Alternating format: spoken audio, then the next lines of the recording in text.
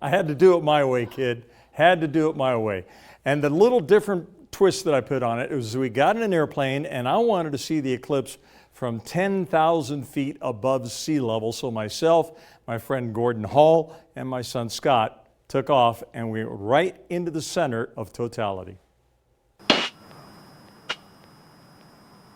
We're on the way to the eclipse. There's Scott in the back. Wave, Scott. Hey, you see him up there, Jim? Yes. Gordon? Yes, got him inside.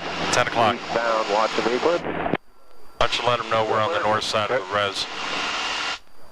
Crane Creek traffic, There he goes. 664 Romeo is north side of Crane Creek, 10,200. Got the aircraft over Crane Creek at 10.5 in sight. Ah, darkness. Totality! It's getting there. Emmett traffic, 649 Alpha, obvious, you're on 1229, I'm just over 5. Wow! Something. Cool! Let's speed it up just a bit.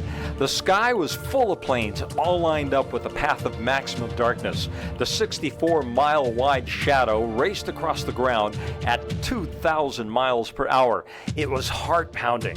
The glow on the horizon is the sunlight bouncing off the ground from the areas just outside of totality. We just experienced totality! Absolutely. That was awesome! And you can see it. It's just moving on. And it's moving. It's racing. It's already like out towards Stanley. That was so cool. The sun's still only a sliver of sunlight, but it's enough to barely cast a shadow. So is this a new day dawning? That was a new day dawning in the middle of the day. That was awesome. Oh, there it is! Totality! There it is! Woo! We just flew in tonight. Oh my goodness. Wow. Awesome. Dude, that was awesome. Was that worth it? That was great. That was totally cool.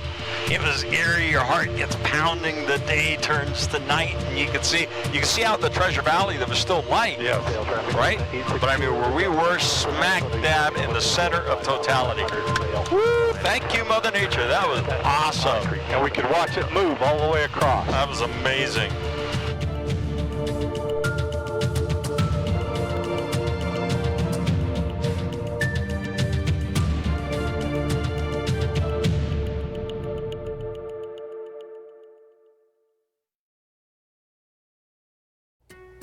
There we go. The only complaint I have about the entire process, it only lasted about 2 minutes. Yeah, that was fast. And 15 seconds.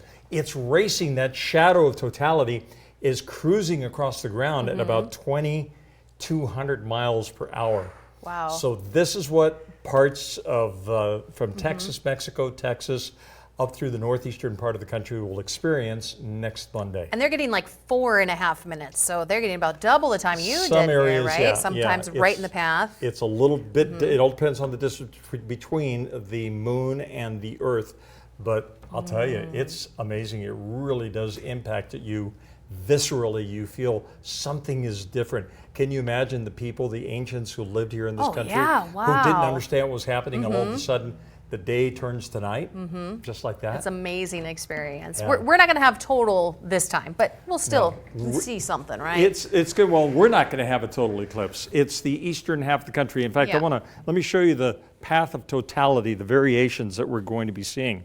Between what we had in 2017 was this line right here, and it went from the northwest to the southeast. This eclipse we're going to experience now is going to come in from Mexico, and it's going to move southwest to the northeast. The area that's going to be super lucky is this little crossroads right here between portions of Missouri, Illinois, and Kentucky. They're going to get a double whammy, and how often does something like that happen? We usually will see, or your area will experience a total eclipse about once every 365 years.